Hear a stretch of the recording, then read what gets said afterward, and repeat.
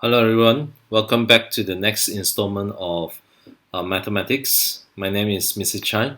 If you are new to this channel, don't forget to subscribe and then click on the notification bell so that you can receive the latest video that I'll be uploading. Okay, let's get started with today's topic. The topic for today's exploration is vector. You can check out the title below. Now, specifically, today we are interested to explore the angle made between a straight line and a plane in three-dimensional space. All right. Now, before we get going with this, we have to identify the object that we are interested to work with here. In this case, we have a straight line purple in color. We will label that as L1. And then we have a plane, brown in color in this case. We will label that as pi, just for identification purpose. Now, the objective today is to obtain the angle made between the straight line L1 and the plane pi here. So the angle that we are looking at is theta. So just label that as theta for ease of identifications later. Now this arrow red in color represent the normal to the plane pi here. We will label this normal as n pi is a normal vector to the plane pi here in three-dimensional space, right? And then before that, we will also label the direction of this straight line L1 as NL1 vector. Sorry, just let me clean that up. I think that's not a very nice notation. I'll label the directional vector for this straight line as NL1, right, vector. So this represents the directional vector for the straight line L1, whereas the red line represents the normal vector to plane pi. Okay, I think at this point we are quite ready to start to analyze or work out the angle between the straight line and the plane itself. Now before that, I would also like to label, make assumptions. There is a point A on the plane, for instance, located somewhere here. This point A is located on the plane pi here. And then there's also another point E located on the line, just for our reference.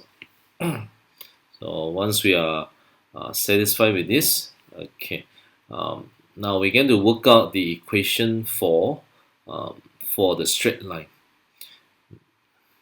Now the equation for the straight line in vector form is given as follow. So the line L1, I will label this line L1 as R1. And then since this line L1 passes through point E, I will use the position vector E in this equation here. So I'll say that R1, or the equation for this straight line, can be represented as such.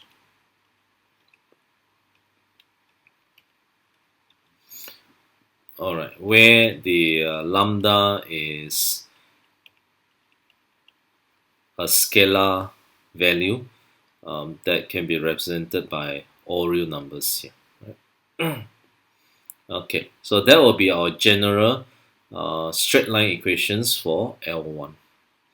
As for the equation for plane pi, we could represent this equation for this plane as R2, for instance. Now it could be represented in a vector form in such a way. It's R2 product with its own normal. In this case, it's a normal.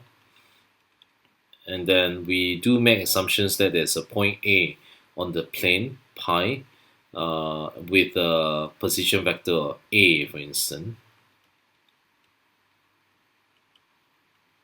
Alright, now therefore, this would be the equation for the plane in three-dimensional space given by this equation here.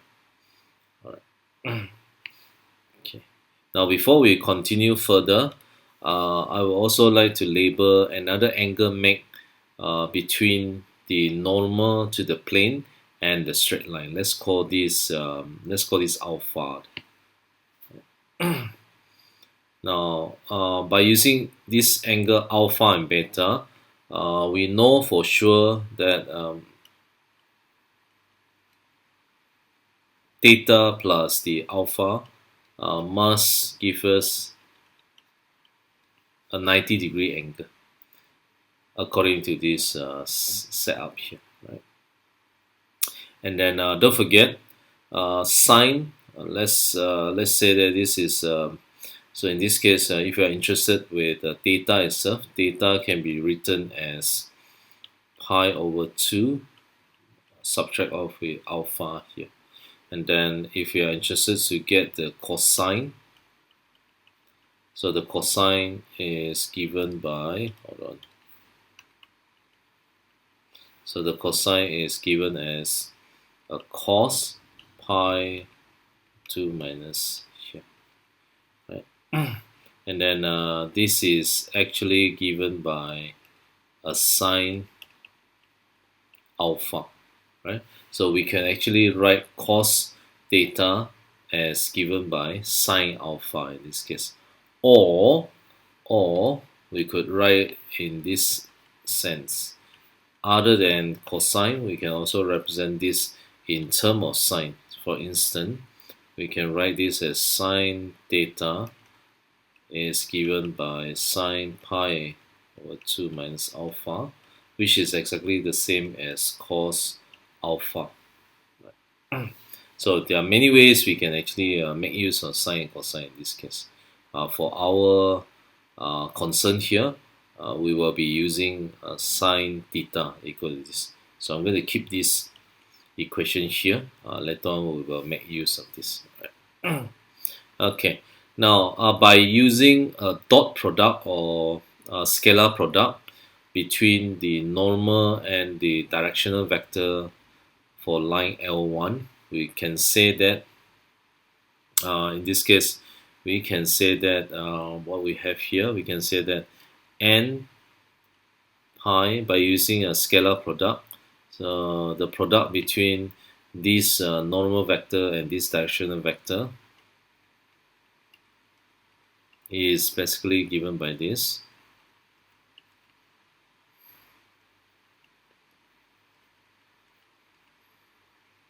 Cos the angle between the normal and the directional vector for line L1, which in this case is alpha. So here we can rearrange this so that we can have the cos alpha as our subject.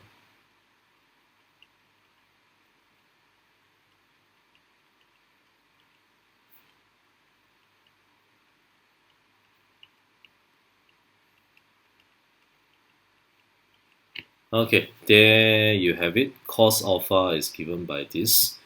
Now, next we're going to make use of equation number 1. We know that equation number 1 represents cos alpha, which at the same time it also represents sine theta. So sine theta, theta is the angle produced between, or angle made between the straight line and the plane pi here. And then this is exactly what we are interested to find out today. Right. Now I'm going to write the conclusions over here. Therefore, we can say that sine, therefore we can conclude that sine theta is actually given by cos alpha, which is directly given by this. So I'm going to write that down.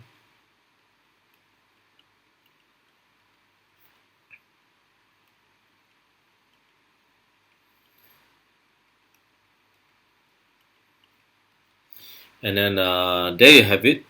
The angle made between the straight line and the plane pi can be given by these equations of sine theta. And then of course by taking the arcsine of theta, we will be able to find out the angle here. let's assume that the angle that we are interested to work with here is an acute angle. So therefore, we can say that, maybe I'll write it down here for reference. Therefore, we can write down angle here is given by the arc sine of n pi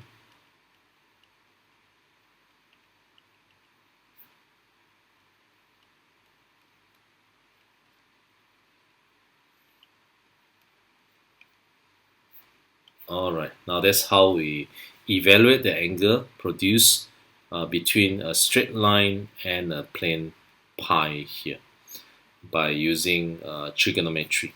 Right? Now that's how we apply a vector methods to solve for angle made between a straight line and a pi. I hope this has been uh, a very useful information for some of you who are learning vectors. All right. Thank you very much for watching. Again, if you like this video, please give it a thumbs up, or don't forget to click on the notification bell. Until I see you guys again, all right, adios.